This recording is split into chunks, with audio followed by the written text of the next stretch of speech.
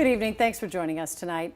Flights are slowly getting back on track tonight after a massive nationwide computer outage grounded all domestic flights for an hour and a half. We talked with some of the passengers at MSP International who were caught up in this mess.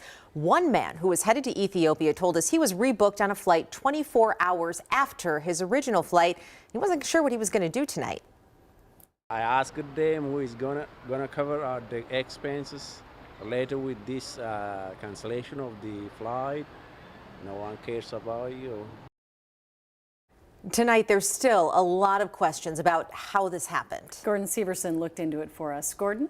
Yeah, I was actually going to show you the interactive map on FlightAware's website, but as you can see behind me here, so many people are checking it that the website is actually down right now. At 3 o'clock, most of the flights were still on time this morning. By 7, we started to see those delays, and that peaked around 9 o'clock this morning. The last I checked, we had about 9,300 delays and 1,300 cancellations nationwide. At MSP, 97 delays and 17 cancellations. And travel experts say we may see even more of them in the coming days as the airlines work to figure all of this out.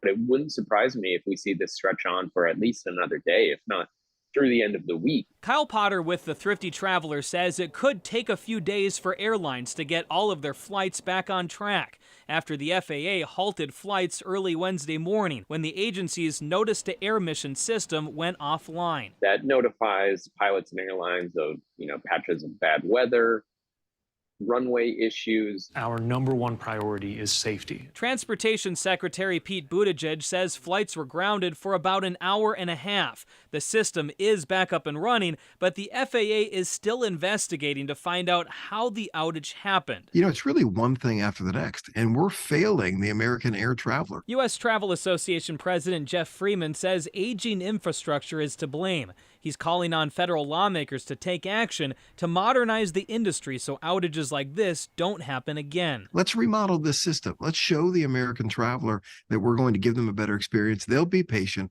They'll be supportive. What they're not going to do is tolerate continued delays, cancellations, breakdowns. Potter agrees these upgrades are long overdue, but there's a reason why they've been put off. They're costly and inconvenient. The upgrades would force the airline industry to shut down parts of the system for long periods of time. The entire aviation network in the United States is in between a rock and a hard place between, needing to make some, frankly, probably long overdue updates and the difficulty and the cost of making those updates. Today, the White House was asked whether the outage was caused by a cyber attack. At this time, they don't have any evidence to support that idea. The investigation is still ongoing. Back to you. Yeah, lots of questions that need to be answered for sure. Thank you, Gordon. Well, traveling